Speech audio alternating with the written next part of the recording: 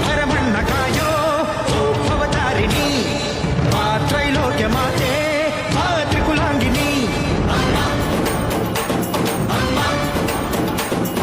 ಮಾ ಸಿಹಿಯಾಗಿ ಬಾರೆ